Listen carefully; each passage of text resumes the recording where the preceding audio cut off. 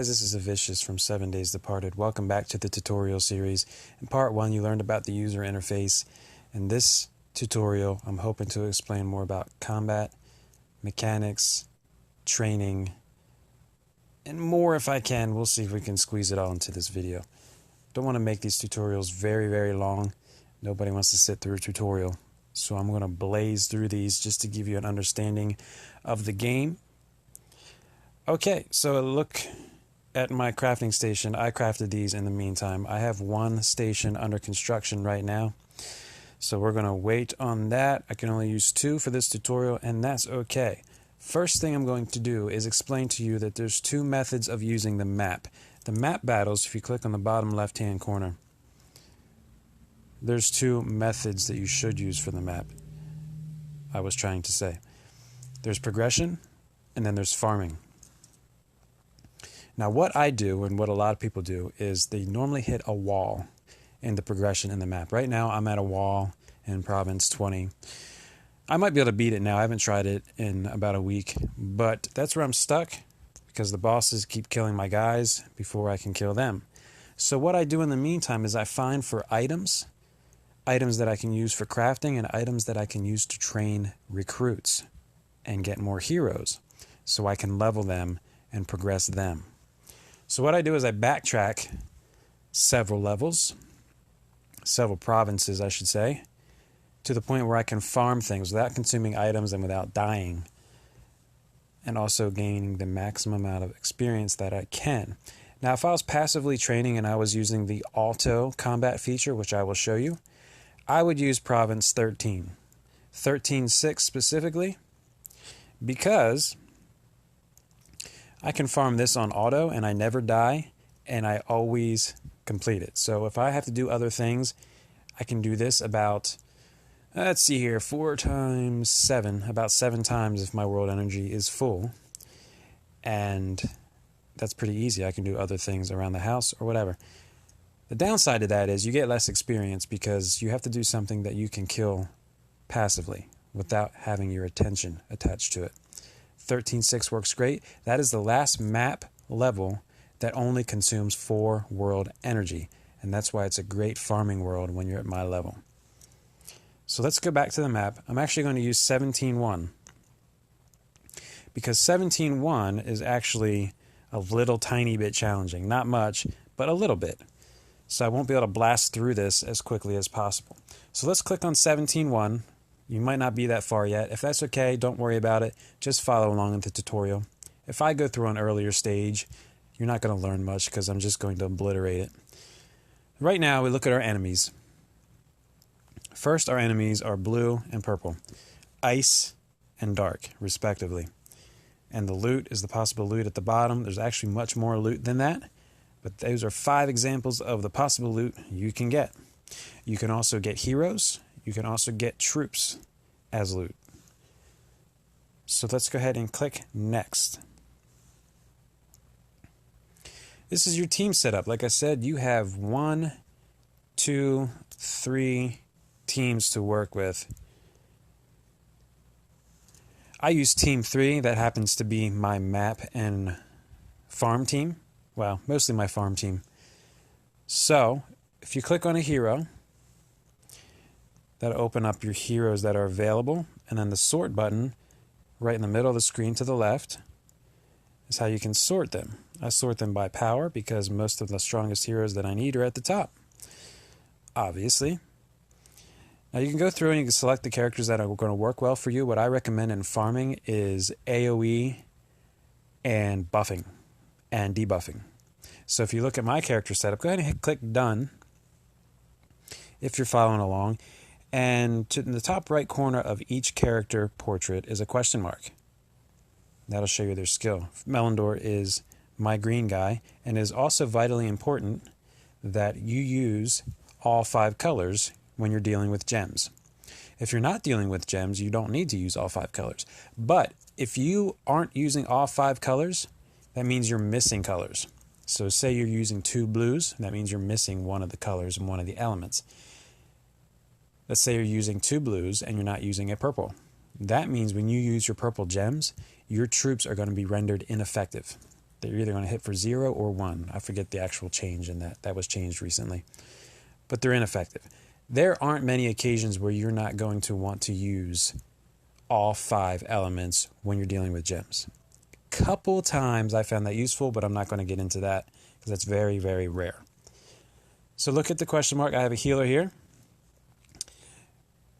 I'm actually going to skip to the purple guy, which is the dark guy, Silthus. I still use him because look at his attack buff. He's maxed except for his special skill, which is broken at the moment because you can't maximize it after you maximize your character. But apparently it's a bug. Anyway, all allies get plus 42% attack for 5 turns. Now imagine stacking that with this buff on my blue guy, Almer. Deals 113% damage to all enemies, and they get minus 32% defense for 6 turns. So for 4 turns, effectively, I have plus 40% attack and minus 32% defensive debuff on the enemy. That adds up and hits very, very hard. So what do I do after that? Let's look at my red and yellow characters. Let's look at my yellow character, my holy character, Hu Tao.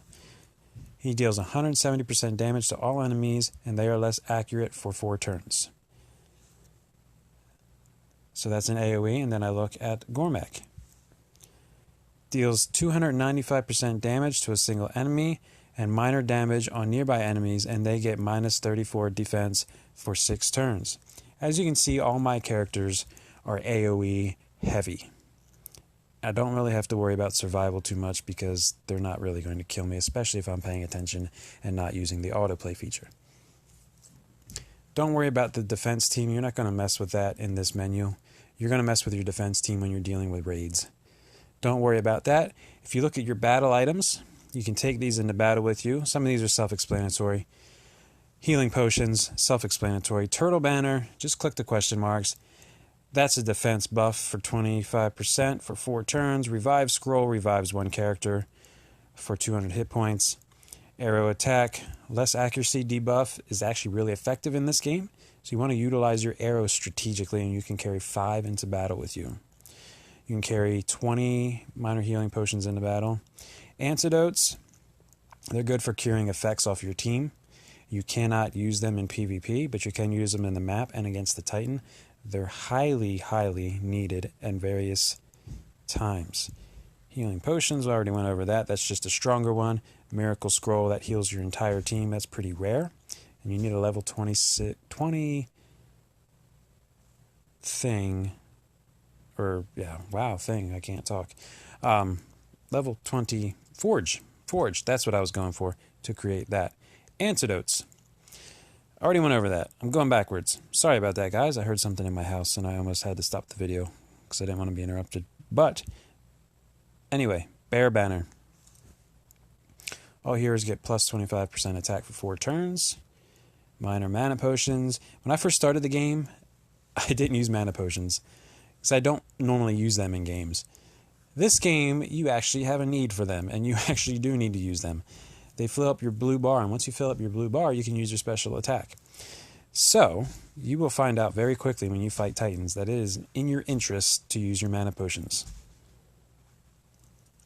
And then at the bottom I have another bigger mana potion, but I'm saving those for my Titan battle because we're getting a new one very, very soon. Brief explanation of that. It's obviously much more involved, so let's go ahead and hit the fight key.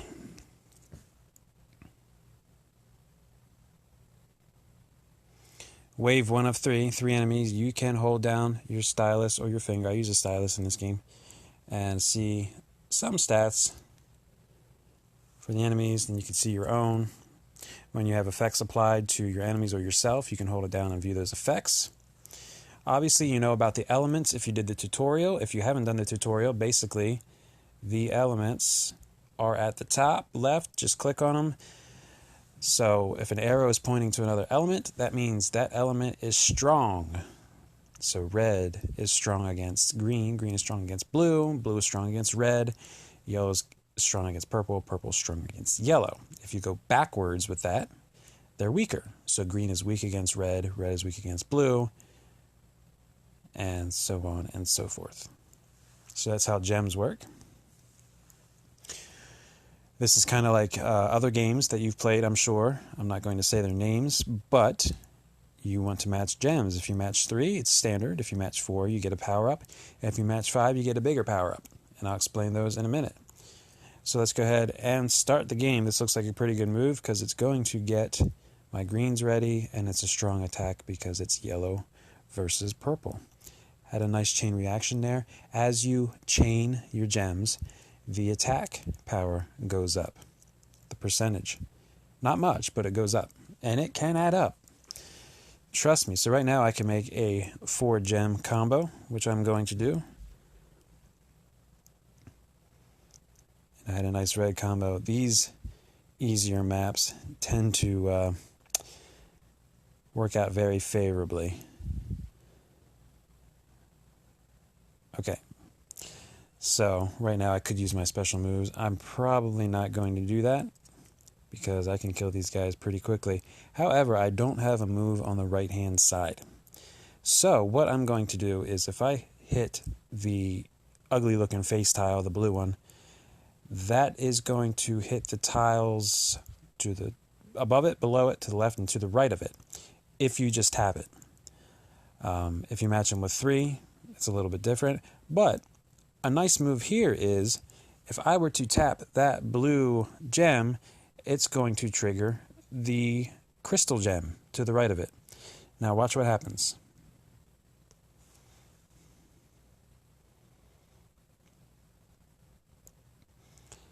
It was a pretty strong attack, and it ended up comboing into an even better attack.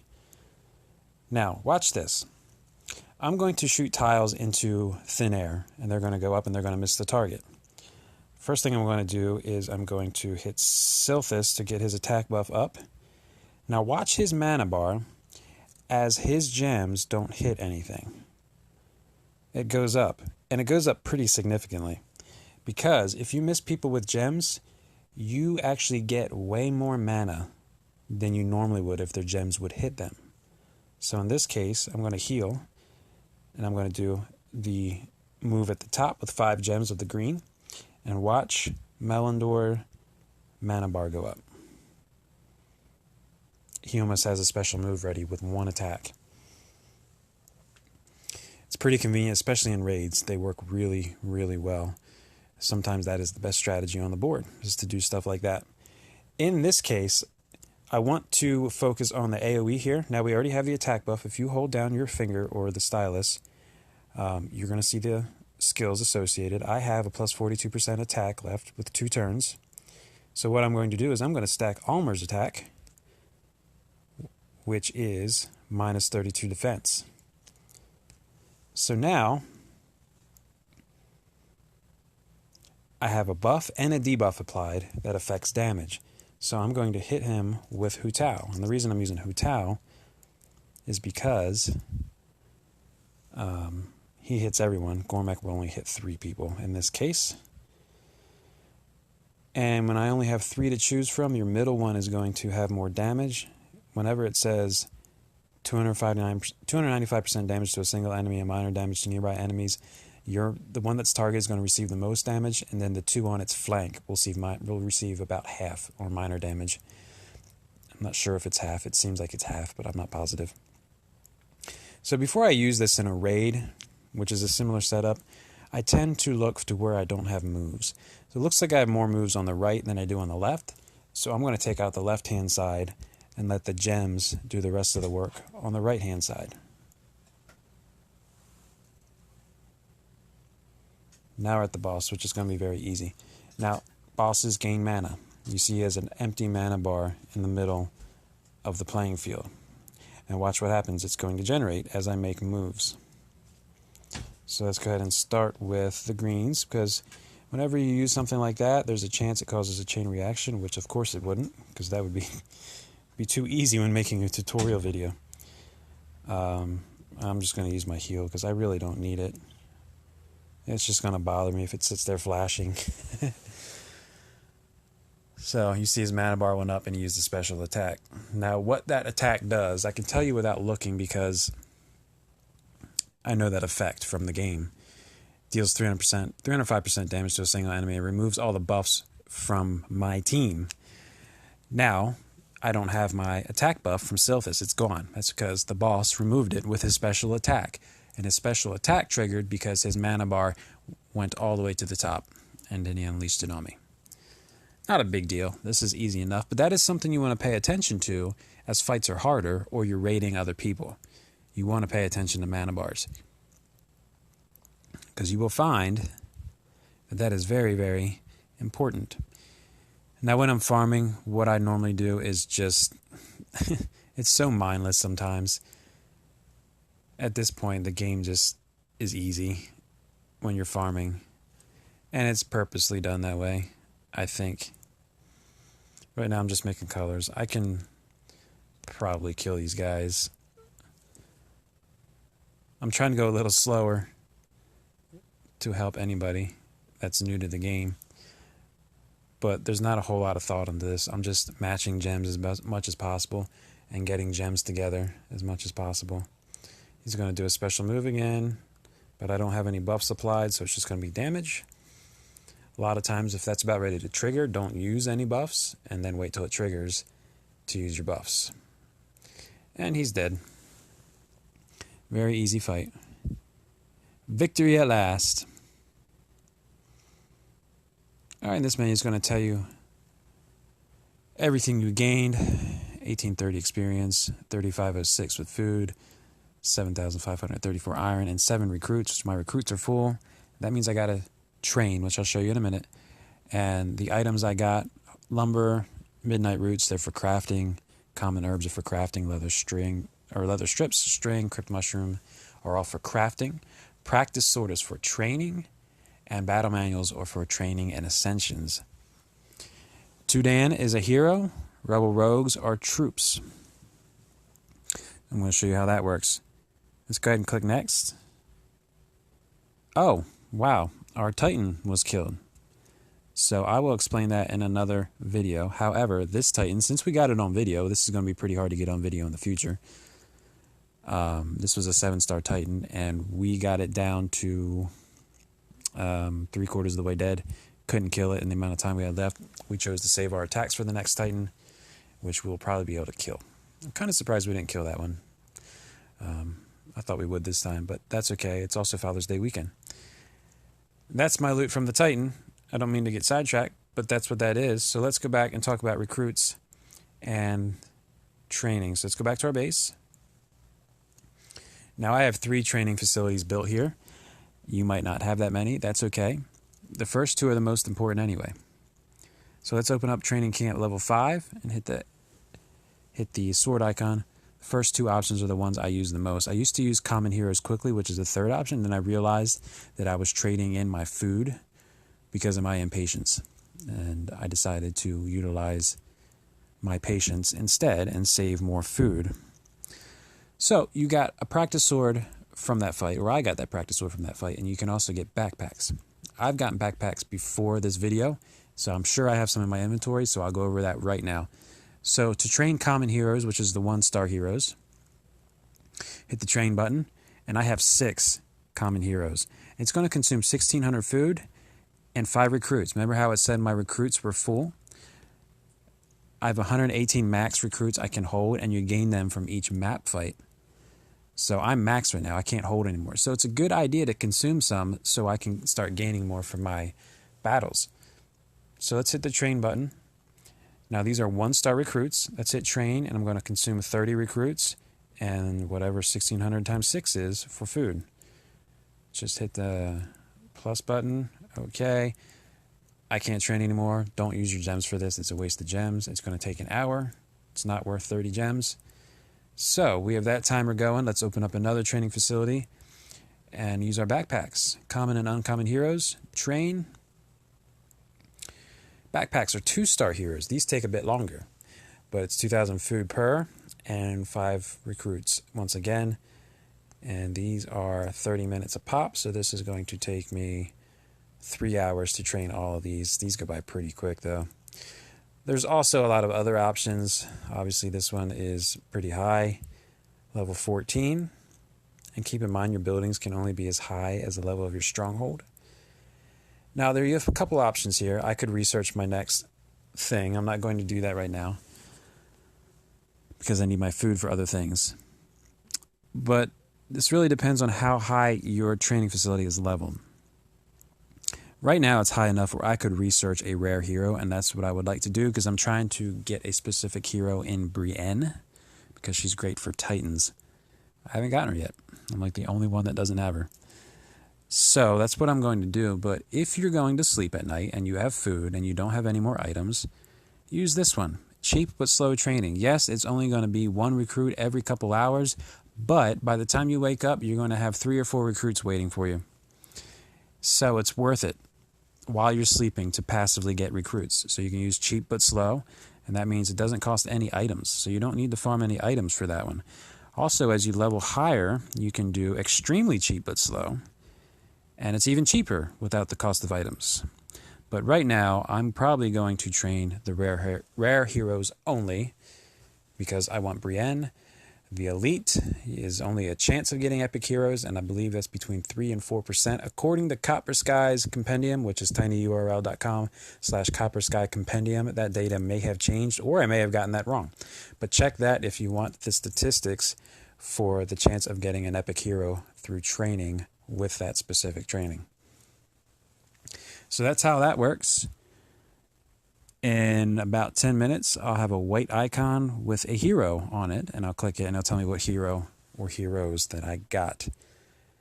So, what do you do once you get heroes? Well, you open your Heroes tab in the bottom left-hand corner by the map, and you train. Let's see if I can train it all. These are my main heroes. They're on my teams. Those are the ones that I want to keep. A common mistake made in this game is people try to use the same set of heroes for every situation. That is not in your best interest, generally speaking.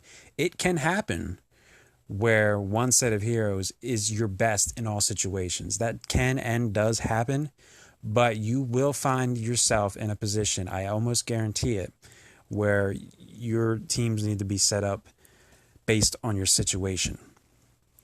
I know it's tempting to do that because other games have you take advantage of that versatility in heroes, but in this game, your situations are very situational and you need to plan for that accordingly. You're generally going to have situations for map battles, farming and progress, situations in raids for offense and defense, and you're going to have situations for Titans. Those are at least 5, and there can be more depending on how complicated you want to make it. Generally speaking, when you train heroes, you click on one that you want to train. Let's go ahead and train Boral, because Boral's level 1. He just ascended for the 3rd time. Boral's level 1, so let's hit level up. Now, if you look at this box, it's going to say your stats at the top. It's going to say Perfect Riposte, which is a special skill, and the percent of chance it's going to level up. Right now, if you click on the box of his skill, which is the icon, can't do it from this screen, never mind. It tells you what the skill is, but I'll do it from another screen. So you level up your character to a specific level, and then you can ascend them. So you have minor levels, which are these levels right here, and then you have major levels, which are ascensions, indicated by the arrows on the card, the up arrows on the card. When you level up your characters, you can only choose 10 of them. Now, the best and most common thing to do is to use the same color when possible, because that increases your special level up chance as high as it can go.